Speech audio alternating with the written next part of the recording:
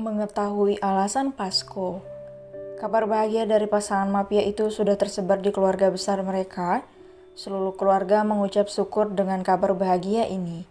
Nyonya Alena, Repa, dan Sean sangat senang saat mendengar kalau Pasko akan menikah. Belum lagi calon istrinya adalah Joy, gadis berhati baik yang mereka sukai. Semuanya mengucapkan selamat pada mereka, hanya saja Niel itu belum mereka sampaikan pada kedua orang tua Joy. Niat baik itu diterima oleh keluarga Pasko. Mereka benar-benar bahagia mendengar rencana itu.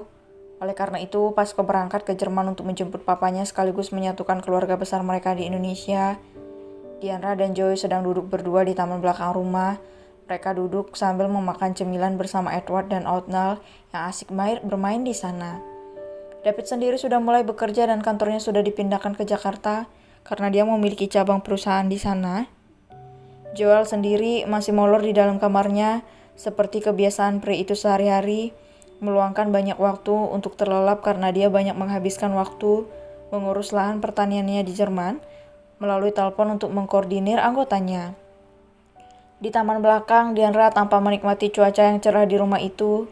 Joy juga sama, hatinya begitu bahagia saat ini. Gadis itu terus-terusan menatap cincin lamaran yang tersemat di jarinya. "Joy, apa kau bahagia?" tanya Diandra.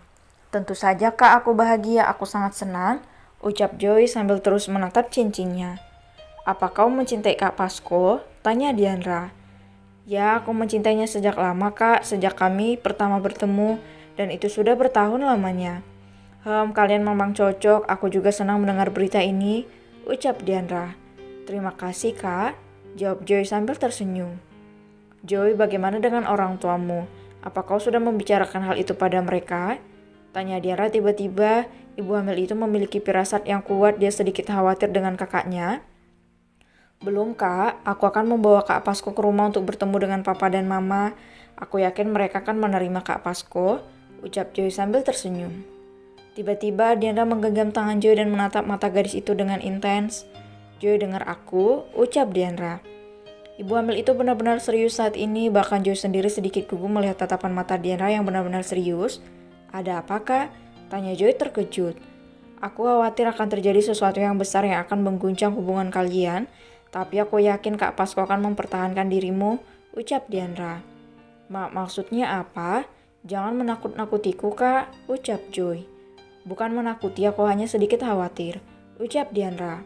"Kudengar dari Kak David kalau papamu adalah orang yang sulit dihadapi," ucap Diandra.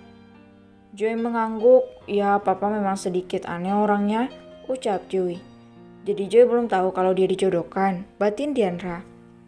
Joy." Dian kembali menatap Joy dengan intens.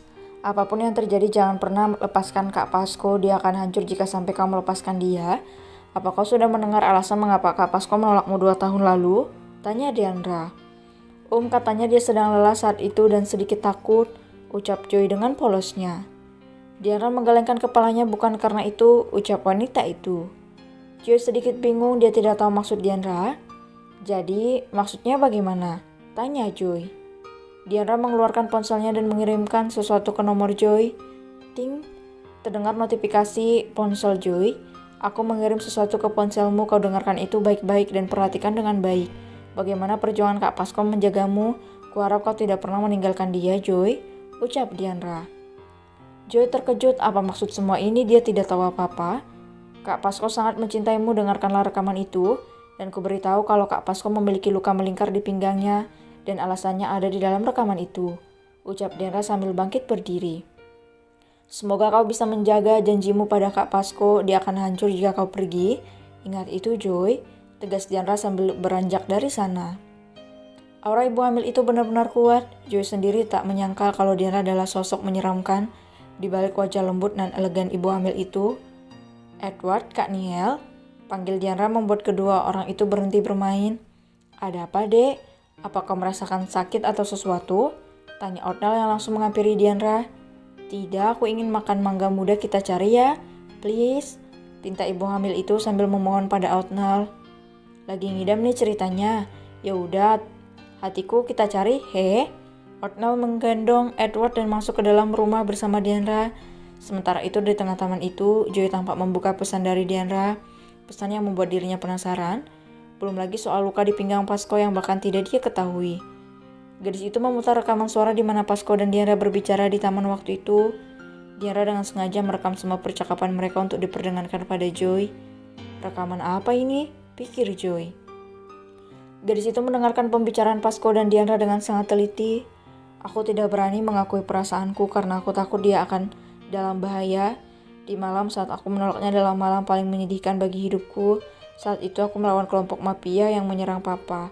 Aku berusaha melindungi Papa, belum lagi mereka mengancam akan menyentuh siapapun yang dekat denganku. Ada salah satu foto yang mereka tunjukkan adalah foto Joy. Aku gelap mata saat mendengar mereka akan mengusik Joy.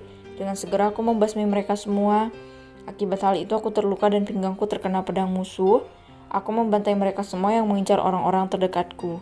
Karena hal itu, aku jadi takut mengungkapkan perasaanku. Aku hanya bisa memandangi Joy dari jauh. Bahkan saat menolaknya hatiku terasa pedih. Tetapi akan lebih gila kalau sampai Joy terluka karena berhubungan dengan iblis seperti diriku. Aku hanya bisa mencintainya dari jauh. Tatapan matanya yang dingin pada diriku setelah penolakan itu adalah hal paling menyakitkan yang pernah kurasakan. Bertahun lamanya aku menjaga Joy dari jarak jauh. Aku selalu menyuruh orang mengikutinya dan menjaga Joy agar tetap aman.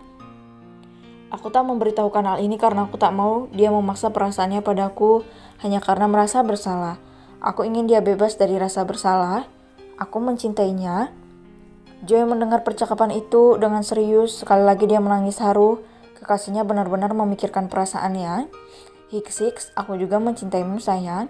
Aku akan memperjuangkan hubungan kita. Aku mencintaimu dengan setulus hatiku. Ucap Joy. Drat. Ponsel Joy berbunyi. Dia menatap ponselnya dan melihat nama pemanggil di sana. Papa nelpon, ada apa? Kok tumben? Pikir Joy. Halo, Pak. Joy menjawab panggilan telepon dari papanya. Halo, Nak. Kamu pulangnya kapan? Ada yang mau Papa bicarakan. Ucap Pak Putra Papa Joy. Lusa, Pak. Joy sudah juga ada yang mau Joy bicarakan sekaligus aja. Ucap Joy. Baiklah kalau begitu lusa kamu datang yang cantik ya, kita ada tamu penting soalnya lusa. Ucap Pak Putra. Tamu apaan, Pak? Perasaan Joy kalau ada tamu juga penampilan biasa aja. Ucap Joy bingung. Ada, pokoknya ada, lusa kita ketemu, oke? Ucap Pak Putra. Baiklah, Pak. Jawab Joy sambil mengakhiri panggilan itu. Joy menatap ponselnya penasaran. Mau bicarakan apa ya? Tahu pokoknya lusa aku bawa Kak Pasco, kami akan menikah. Joy tersenyum bahagia.